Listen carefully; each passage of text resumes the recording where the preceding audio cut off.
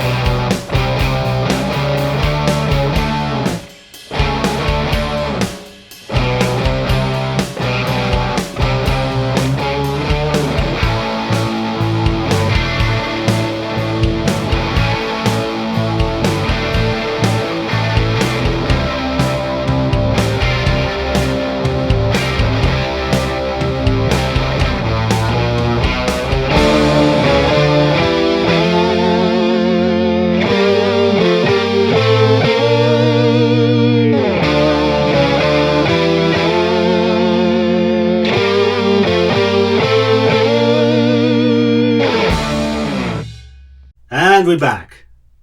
So, this one was a process. My God, it was so hard to recreate. For a one quick bite of what he used, press pause, and this is generally what Brian May uses in the studio.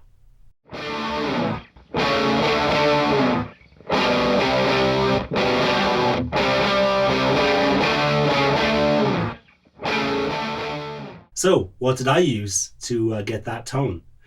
Basically, a clone of a clone of a clone. So, I have me trying to clone Brian May's style. I got a clone of a Matchless amp, which is the DC30, which is a kind of clone of the AC30 by Vox. So, it's quite a few clone levels going down there, but Jacob's Ladder came out pretty good.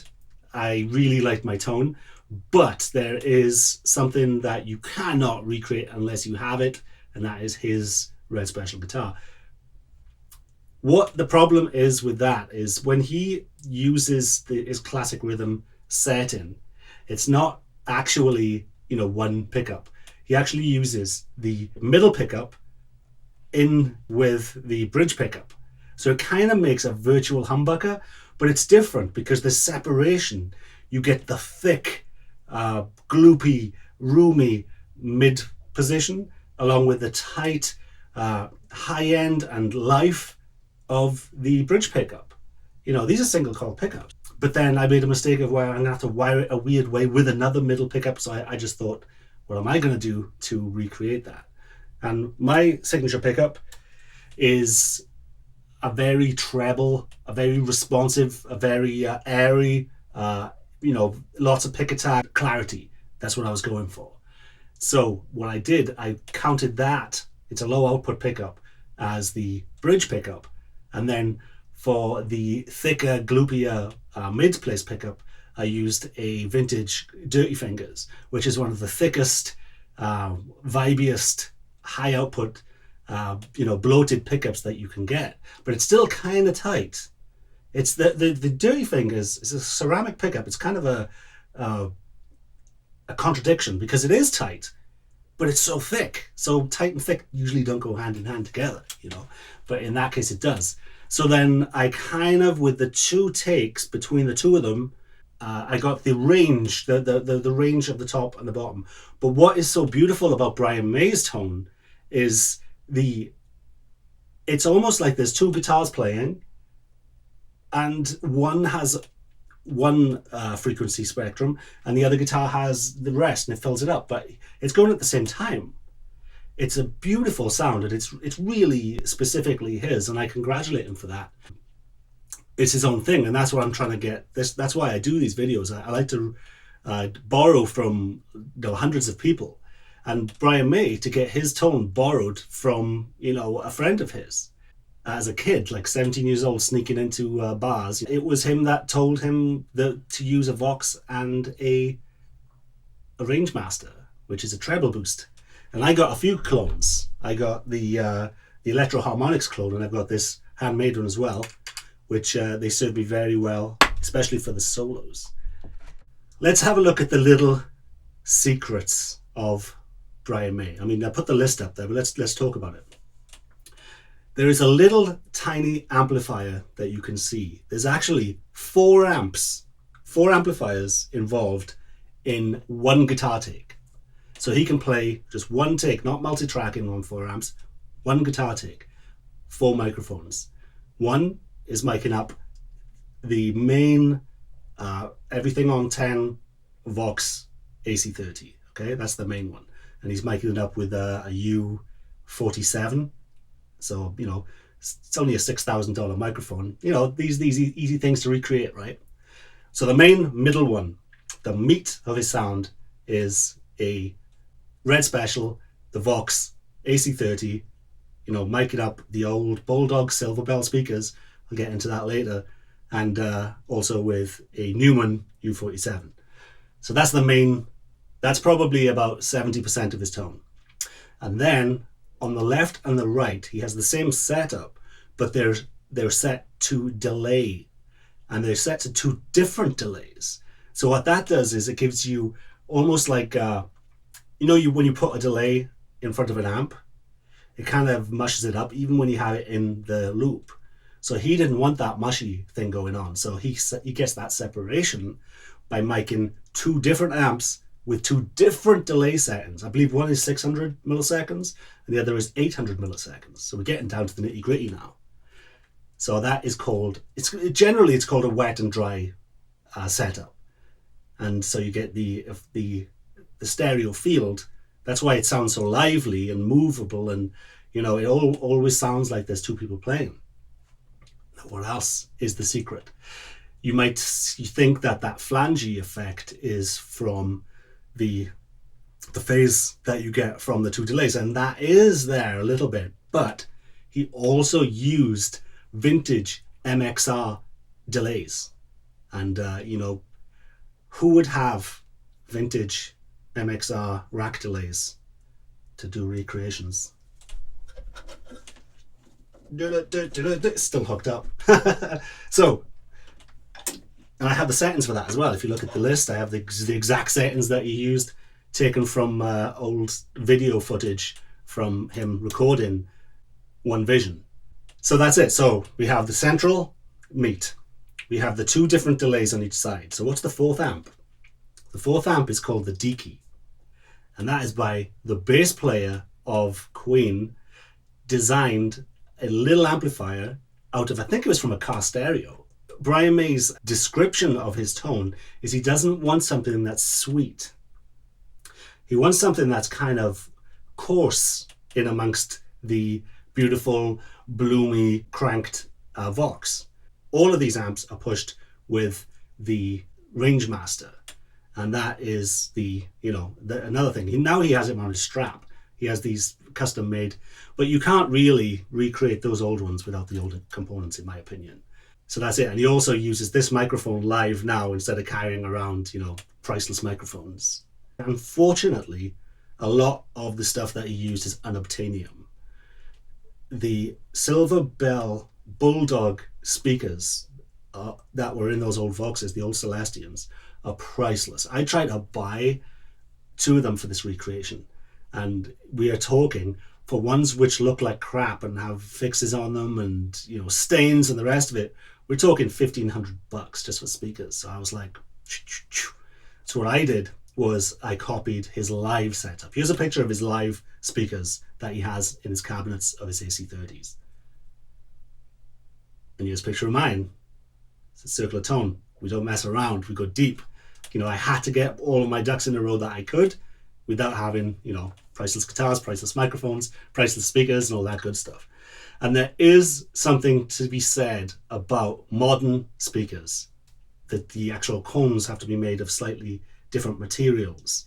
So the old paper, you know, the general ones back in the day were so easily blowable. That's why it's hard to find, you know, good Bulldogs now, because they blew all the time. They were rated for something like 15 watts, and that is being generous. So you've got 30 watts of 30 to realistically 50 watts of power, you know, on a cranked Vox, pushing these two speakers that are going to be struggling, you know, so then they end up blowing. So that's why Brian May doesn't even tour with the real deals, because those things just blow up. They'll just catch fire with a set of his length. I can only imagine how many of these he went through before you know, the modern ones kicked in. But there's an offset. There's an offset with the old broken in, less, you know, the ones that could handle less volume seemed they actually push more, they break up more. The new ones, especially, like I have an Eminence t-shirt on. I actually am not a huge fan of Eminence anymore because they have 200 watt speakers and they barely budge. You can put, you know, a 5150 and turn everything on 10 through one Texas heat speaker, and it won't even break a sweat.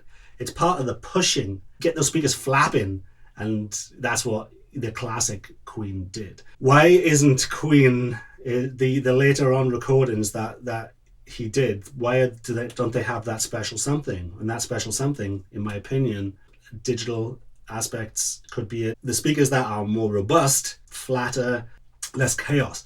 What's missing now in modern rock and metal is chaos. The ears are so used to fake programmed drums. Even cabinet impulses are fake, digital impulses, and they all have a fixed frequency. So when you have that fixed frequency, whoa, nothing is surprising you. When you have something that's struggling outside its range, like these old speakers and busted caps and the rest of it, there's more chaos. And the ears love that chaos. You know, it's why rockers and metal fans and the rest of it started creating things like Motorhead, because they were fed up with the disco and the overprocessed pop. So that's the way rock has gone now, just for the fake drums and the rest of it. Like it happened to The Who, it happened to all sorts of people, where Pete Townsend says, now we're just The Who on ice. And that's what we have now, is metal is more, and rock is more overprocessed than disco and pop. So obviously it's going to lose fans, because they want that real, gritty, you know, the analog aspect, the chaos that you didn't know what was going to come out of your guitar back in the day, but now you kind of do. And that's part of the charm of Hendrix. You know, he could make his guitar talk, and there was so much range. Let's get into the little details as well. 230 volts amps with, you know, when they have that much a juice going through them in the UK, they can sound different in the US with the 120. Now let's get into the technique and other aspects of the tone. He uses a 6-pence piece, which is old money in the UK, which predated, you know, decimalization. So 6-pence. And what that has is little serrated, it's similar to I guess a quarter in America, where it has the serrated edge around it. And he uses that to kind of scrape. So this is what I use. I used a metal pick. It doesn't have the serrations on it, but with this style of song, which is kind of not really subtle, there's less of that, you know, feeling where that's the serrations would pop out. So I used this is a pick that I actually designed. I had them manufactured actually, and I couldn't find anything that felt as good as aluminium. It makes my fingers go black. I'm probably gonna have cancer. So yeah, so the pick is one part of it, but another thing that is huge about Brian May's sound is production. He was a big fan of of the classical composers. And he would use something called the bells technique. You'd have two violinists playing one lick.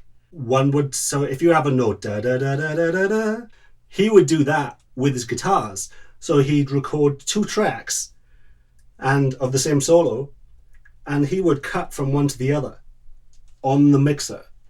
So it would not sound like a pick attack, but it would sound almost like and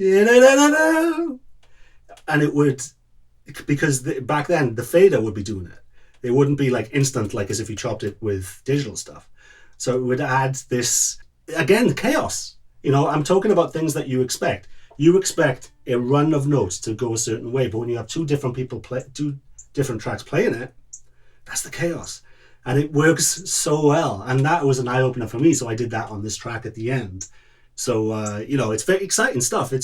They were so involved in the studio, but there's one key. Especially the drummer was very adamant on this. They had to get that initial take live in the room. So they called it the skeleton. So the excitement of them all, you know, you got the bleed of the drums going into the guitars, you have the bass going in and the rest of it, and they'd have scratch vocals. And some of these scratch vocals are hilarious, by the way.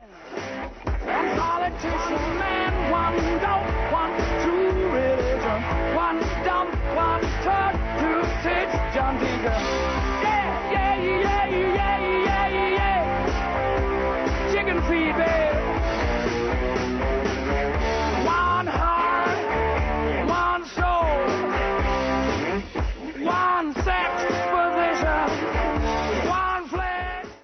I'll put some links in to some of him riffing, the beautiful Freddie Mercury riffing over the you know, the initial pre-production of these songs. It's just hilarious. But so yeah, so they would have, the initial take would be a band, a garage band, but with 4 microphones on the one guitar, and the bass would be bleeding in, and it would be, you know, the real drums. Then they kind of put program drums often over as well, because they were kind of bleeding edge with drum replacement as well.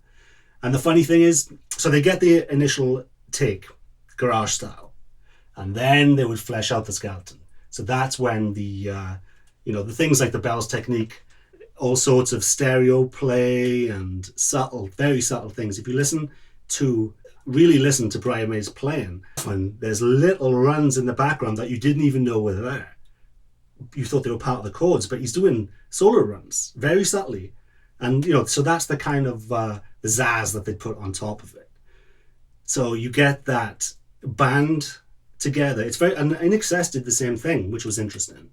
And they even had the drum replacement, the drum machine, playing with the live drummer through a PA system. So these are the little things that I've learned, you know, and that I take to put in my own stuff if I ever get around to doing it, because I'm more interested in this for some reason. Probably because nobody buys anything anymore.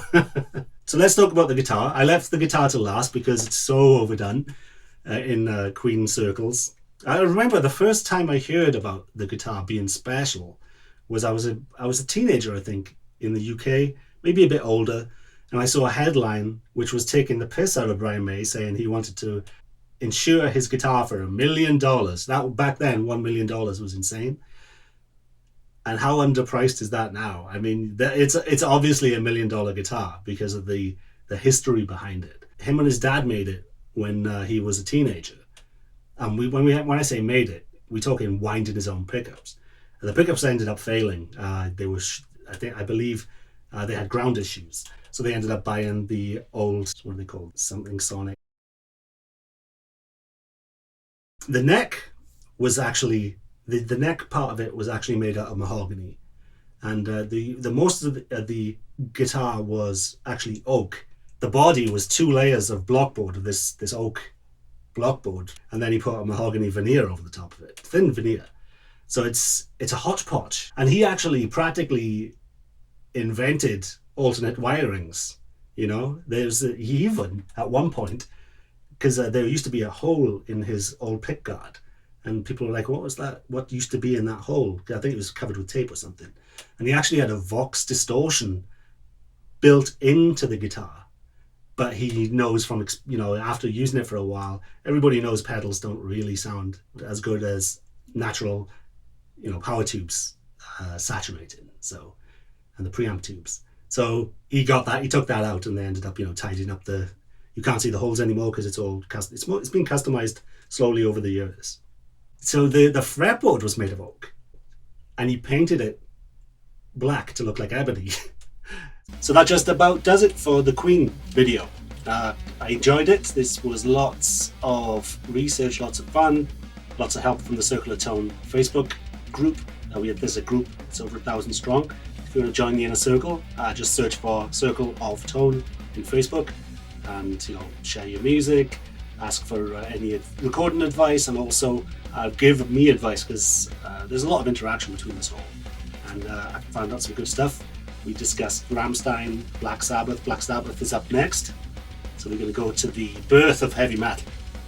So that's been great. Please subscribe and spread the word about this channel. It's kind of gone downhill a bit recently, interest in my channel, so hopefully doing bigger bands like Queen could drum up some interest. But I've always, even before my channel went downhill, I was already talking about it on Circle of Tone, on the Facebook page that I was going to do it. So I'm not really selling out, I'm just pursuing the stuff that I was interested in from bigger bands instead of the underground. Enough excuses. You guys have been great. This was fun. Circle of Tone. See you next time, and have a good one.